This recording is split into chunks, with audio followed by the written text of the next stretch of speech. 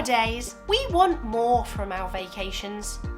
We want more than a beautiful beach and some well-made cocktails.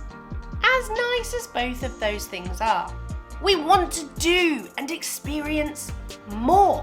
And that is where experiential travel comes in. So in today's video, I'm going to teach you all about this experiential travel, what it is, why it's important, and why you might just want to embrace it. So keep watching right through to the end to learn more. If you're new here, my name is Dr. Hayley Stainton, and I'm here to teach you all things travel and tourism. So let's start at the very beginning. What exactly is experiential travel? Put simply, experiential travel is travel that focuses on experiences first. It's a world away from spending a week lying on a beach or around a pool. Though of course there is nothing wrong with tourism like this, and it's something that we do all need from time to time. Experiential travel is also known as immersion travel. This is because people, the tourists, are fully immersing themselves in a particular culture or a certain place, whether that be a specific site or a general country. When travelling in this way, tourists will actively seek out and engage in things that make the place what it is. This includes eating local food, learning about the history of a place, speaking to the people who live there, and so on. Experiential travel is very often transformative for people. So why are more and more people moving towards experiential travel? Nobody particularly invented the term experiential travel. Since the dawn of time, well almost, people have been travelling from their hometown to another place and taking the time to engage with and learn more about that destination. However, the concept does have a name now. Experiential travel has been likened to the concept of experiential education, and I talk at length about that in my video on educational tourism, which I will link to at the end. Nowadays, people are looking more and more towards just doing things while travelling, rather than spending time just switching off and relaxing. But why is this? Well, there are many reasons, including wanting to gain new knowledge and also emulate experiences we may have seen in films, on TV, and on social media or blogs. But overall, there is an evident movement by consumers away from the traditional sun, sea and sand holiday model towards more unusual and more immersive forms of travel. And people don't just want to have an immersive experience, they want to share it with the world too. UK-based holiday home insurance provider Schofields ran a survey that showed that 40.1% of millennials consider whether or not a place is Instagrammable as their top priority when choosing and booking a holiday destination. People like to post stories and images that make them stand out from the rest of the crowd, be that their friends, fans, or general social media followers. Especially following the pandemic, people are really looking to get out and do something. Adventures are good for the soul, a chance to make memories and really live. For many, it feels like there hasn't been a lot of chance to live over the past couple of years during the pandemic. So heading to a new and exciting destination and trying new activities, meeting new people, tasting new foods, etc. is invigorating. So let's talk a little bit about the marketing of experiential travel, because I think it's actually quite interesting. The reason it's interesting is because you probably won't realise you are an experiential tourist. This is because experiential travel is rarely given this title when it's being sold. Actually, it's repackaged and relabelled, often called adventure travel or experience travel or something like that. Scott Dunn, a luxury travel brand, is one company that do market this type of travel as being experiential. They describe it as being immersive, adventurous and authentic. A journey that gets you beneath the skin of a culture to experience life as a local.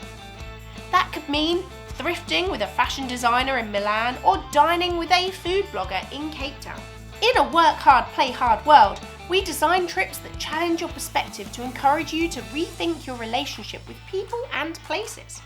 Experiential Travel Group, which offers experiential travel throughout destinations across Asia, describe it as boutique holidays for curious travellers. And the travel group Exodus offer adventure holidays which boils down to experiential travel too. They say there's something about feeling or visiting a new country, culture or environment, whether that's a mountain range, desert or jungle, that just can't be beaten. Anything that's marketed as an adventure will be a chance to try experiential travel. Essentially, if you're not lying on a sunbed, drinking cocktails and pursuing the buffet for 2 weeks, your trip is probably some kind of experiential travel. Or at least it can be. And this is exactly why most of us have experienced experiential travel, but we might not have realised it. Is that you? Did you do it and not realise? Let me know in the comments. And if you're not sure if that was you yet, let me give you a helping hand. Let's look at some examples of experiential travel. Because the term experiential travel is so broad, it naturally encompasses many different types of tourism and holidays that come in all shapes and sizes. A tourist might achieve an immersive experience by staying in a homestay and getting to know the local people and culture, or they might choose to donate their time by taking a volunteer tourism trip. Travelling to places that are off the beaten path, such as Inner Mongolia or the Chinese Silk Road, can be a great way to ensure that you have an immersive experience too. And these were some trips that I did recently whilst living in China, so if you are interested in those, you can follow me on Instagram. Other ways that tourists might choose to experience experiential travel could be by climbing Mount Toubkal or diving in Dahab. They might do a road trip through Canada or take a city break to Shanghai. Visiting these places and taking these trips doesn't entirely make your experience one of experiential travel, however. It's all about getting under the surface. So when you're away on a city break, you might take a cooking class or a food tour. Choose this rather than just heading to the city's most popular restaurants, or ask for off-the-beaten-track recommendations from locals, from taxi drivers to shop assistants, etc. And if you want to make your holidays that little bit more experiential, there are a few things that you can do. You can book a homestay or use a house-sitting app. Take a walking tour led by a local person. Book a cooking class where you'll learn to make local dishes. Eat at independent restaurants, avoid the big foreign chains. Join in with a community improvement activity, such as a beach cleanup. Experience local entertainment, like a gig, a football game, or a theatre show. Speak to people, speak to as many people as you can. Use local or independent taxi firms. Do some volunteer work. Stay in the destination for an extended length of time, for example through slow tourism. Get off the beaten path. So, is experiential travel a good way to see the world? Experiential travel is so good for you. It helps broaden your horizons and teach you new things. You might learn a language, pick up some new recipes, learn the history of a culture you may not have heard of before. It can change your perspective on things when you see the way that other people live. A huge part of it is letting go of the stereotypes you might have, consciously or subconsciously, created in your mind about a community, a place, a certain group of people, etc. Be willing to change your beliefs. Experiential travel is also brilliant for local communities.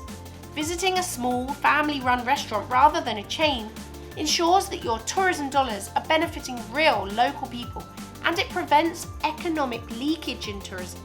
This in turn helps to protect the culture that we are absorbing on our travels. And visiting local communities, especially small tribes such as the Longneck tribe in Thailand, helps prevent globalization and development in a way. And by traveling to places to respectfully see and interact with these groups, tourists can help communities to achieve positive economic and social outcomes. I am generally a really big fan of experiential travel, of getting to learn more about the world, about getting to learn more about other people, etc. And if you are too, let me know your experiences, let me know your thoughts in the comments, and watch some of these videos.